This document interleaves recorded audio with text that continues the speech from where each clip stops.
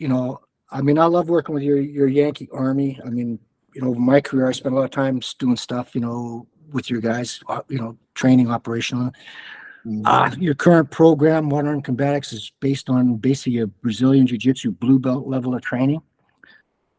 To my knowledge, Brazil has not won a war. So when Brazil wins the war, maybe we should learn how to military fight from them.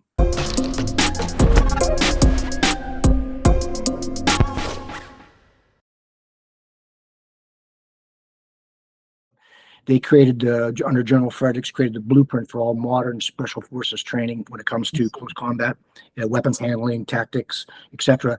Both your U.S. Army Special Forces and our Canadian Armed Forces Special Operations units still have lineage to the First Special Service Force, stuff like that. And you'll see that in the cap badges and the collar dogs. The Green Brace have a V42, which is a fighting knife created by O'Neill.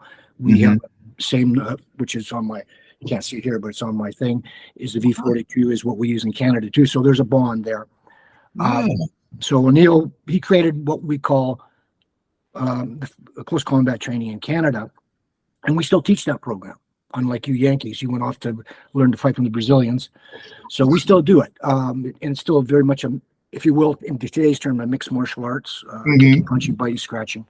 In modern Defendo, Fairbairn's Defendu to O'Neill, there's the lineage, the connection. Harold taught me Defendu because he learned that. So I know both camps. And for me, being a Canadian soldier, I did the course, my instructor's course in the Army for unarmed combat was 11 weeks. So I went for 11 weeks of sheer shit kicking. And at the other end, you come out as an instructor and stuff like that. The guys who taught me were taught by O'Neill. They were World War II veterans, tough men by any stretch of the imagination today.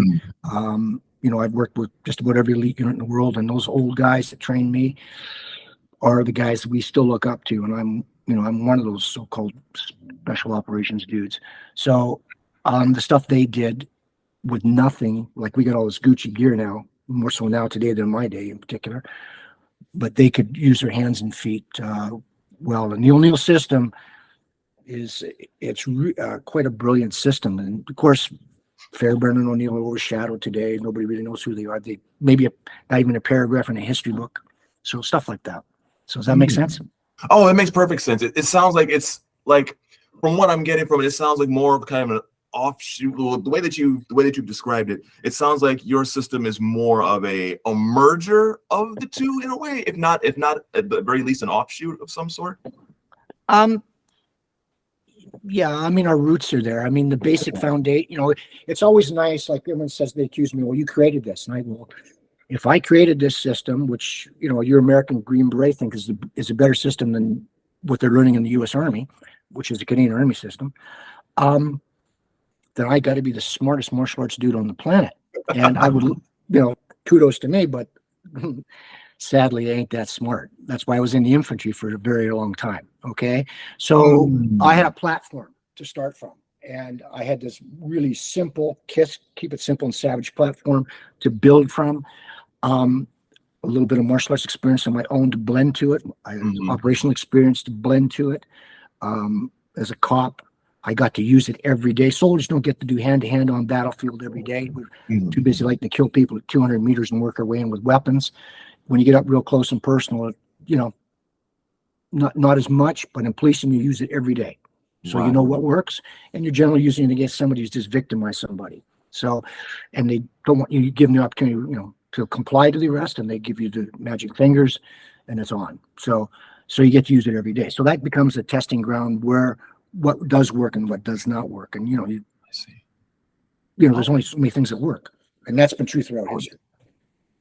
I can definitely understand that. So it's like, I mean, definitely the more I've noticed when dealing with more pragmatic systems, usually that how you said that keep it simple and savage system usually seems to be the path that a lot of arts usually like. It not like necessarily a whittling down of techniques or watering down, but essentially like once the application, like what's the phrase?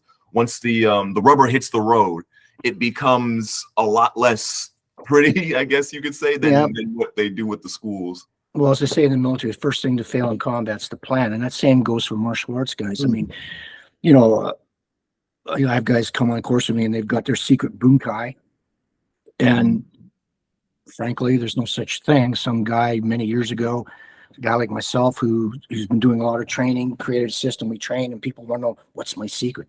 It's called sweat equity. You know, you get in and you train really hard, you push it. You know what works, what doesn't work. When guys come to train with me, I'm giving them what I know works. These are the must knows, and the should knows and could knows. A lot of martial arts training is centered around keeping the, for lack of a better word, and I don't want to insult anybody, the fantasy alive, if you will. You know, and there's a lot of stuff. Like I'll be in my backyard, and I have an old neighbor who's in his 80s, it's a little older than me, and I'm kicking and punching, but I'm doing it in there. He says, "Is that like Tai Chi?" Because I'm doing it slow, and I have to say, "Well, no, but I'm old. I've got arthritis in my back, arthritis in my knees, and my ankles, thanks to the military. So I have to warm up. So I have to do it in slow time and over a period of a little bit of time, half an hour or so. My body says, okay, now you can do it, stupid.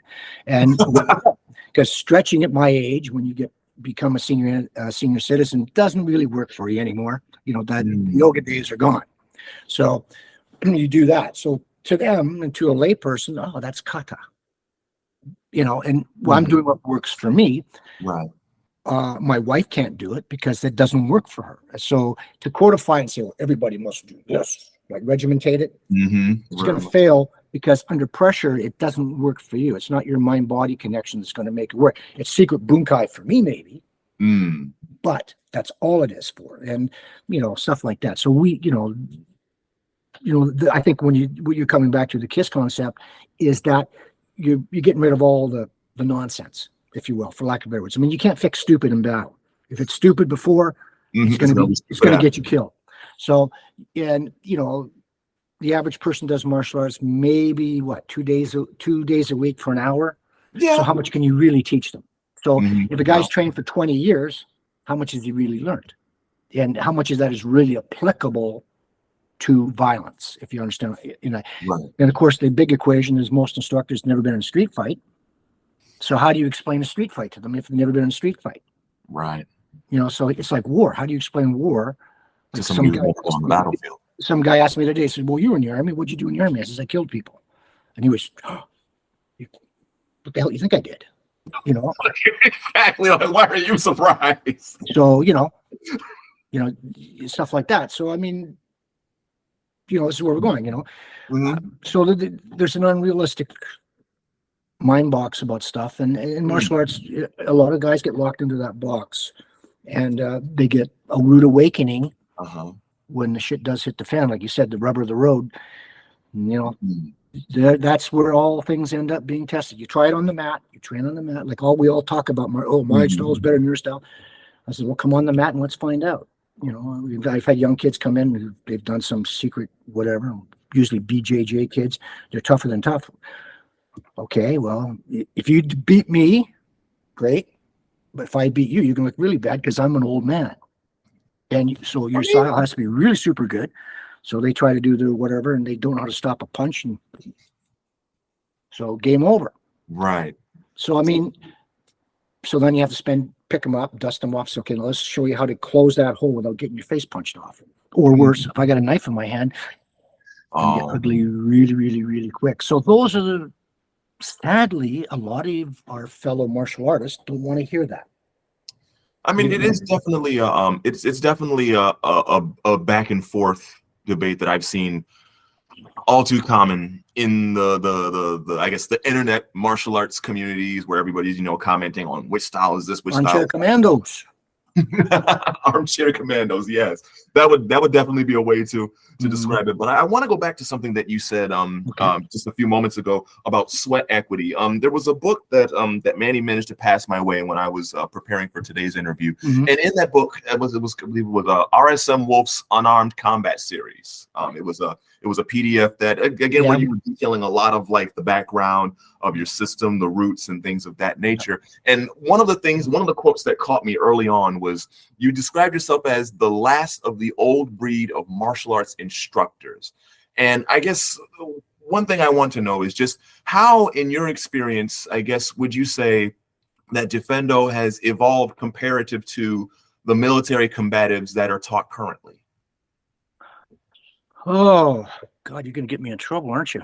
Well, I mean, I'm just I'm just asking the question. That's all. Well, I know I keep saying to, I mean, I love working with your Yankee Army. I mean, over my career, I spent a lot of time doing stuff, with your guys, training operational. Your current program, Modern Combatics, is based on basically a Brazilian Jiu-Jitsu blue belt level of training. To my knowledge, Brazil has not won a war. So when Brazil wins the war, maybe we should learn how to military fight from them. It's sports-based. You have rules in your Modern Army Combatics program. And you do it in bare feet with no equipment. You ever tried to bridge and roll in full fighting order? Like assault rig and all that? Me personally, it don't work. So, a bare naked combat uniform or fatigues, where you guys all call them, yeah, it's probably okay, but it's a sport. And there's no thought been put into it to the operational tasking of the soldiers who are going to have to use it. Hence, a colonel associate of mine just told me, he was an American, 101st Airborne type guy. He just said, Modern Army Combatics, the after action reports from Afghanistan and Iraq, it's failed in combat at the combat level, at the soldiers level. So they've been ordered to make a huge amount of modification to it, which brings it almost back in line with Lines, which is the program beforehand, with a little ground fighting. So, and he sent me a copy of the manual, and you got the BJJ portion of the front portion of the manual. In the back, they've kind of added in some very bad boxing.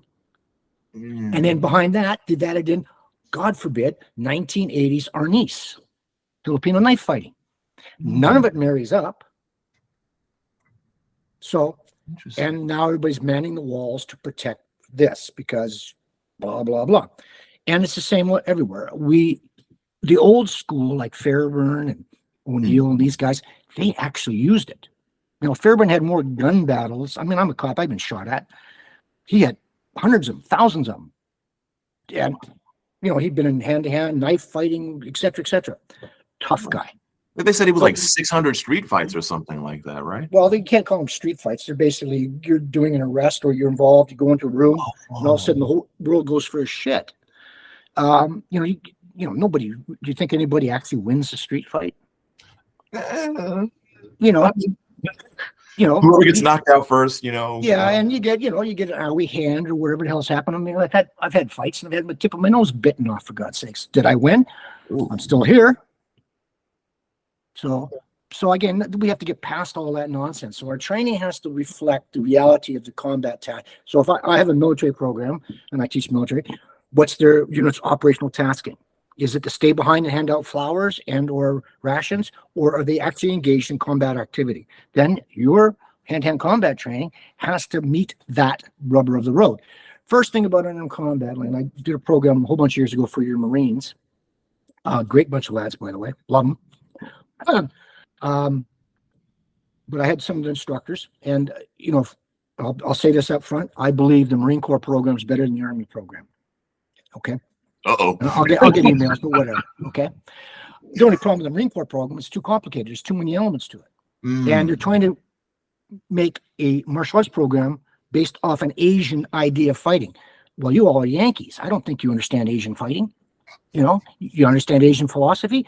Probably not. So why would you base something off that? So where's your combat applicability? So I asked the young Marines there, says, why does the Commandant of the United States Marine Corps want you to learn hand-to-hand combat? Of course, they go, kill, kill, kill, kill. And I go, no.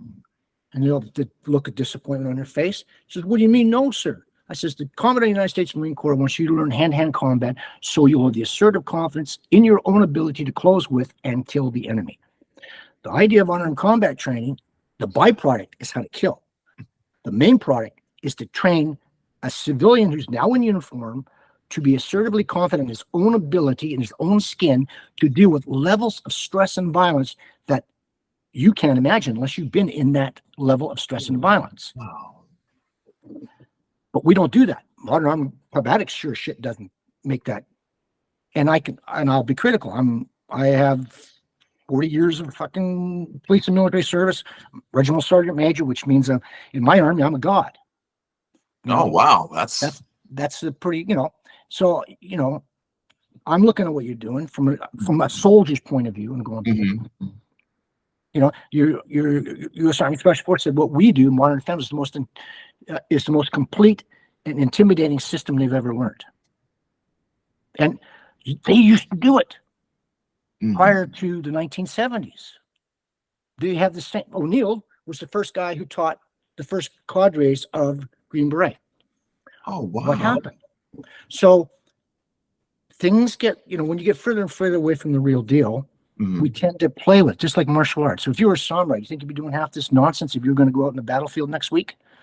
You're going to keep pretty close to what needs to be done for that life saving. And that's what soldiering. But, now we went to Afghanistan and Iraq. All of a sudden, holy shit. I mean, first time I got deployed to the Middle East in 73, and I used to call it, as a soldier, you play cowboys and Indians. You go out, bang, bang, bang, guns, blanks, and it's lots of fun, Now you have paint, like almost like army paintball. This makes it more, which adds to try to make it more realistic. Cowboys and Indians. Then all of a sudden you get dropped. And it ain't cowboys and Indians anymore. You got dead bodies here. You got tanks being blown up. You got shit going this way. And you're going, what the fuck? So is your training preparing you for that? And that's, many years on, you're handing me young policemen or young soldiers who have to go into where I have been and to where the guys who trained me had been. So what's my job? To pretend or to get you to do it properly? It's like a martial arts guy. You come to me, you want to street-based self-defense, Mr. Wolfe. I says, okay, let's do it. And you're not going to like it because you're going to sweat. It's going to hurt. And your ego's going to get crushed because some of the shit you learn is just plain ass stupid and you won't let it go. Because you've invested how much time, money, and energy into doing it. Yeah, that's the hard truth that a lot of martial artists run into. And I'll tell you, a good street fighter knows how to take a martial arts guy apart in a heartbeat because they do it all the time and they like hurting people. They're not bad guys because they're good people. They're bad guys because they're, explicit, so stuff like that. And, we as instructors often, I'm a Hapkido guy, Korean martial art. If I teach traditional Hapkido, I don't have to worry about any of this nonsense that I'm talking about. And I can throw in the Perlica some Korean philosophy nonsense, like, the 5 elements of fighting and all this shit, like earth, fire, wind, and all this bullshit. What the hell's that got to do with anything? How does that stop a punch coming? How does it stop a kick coming to your balls? How does it stop someone from bearing a knife in your gut? It done. It's just a lot of shite that someone created to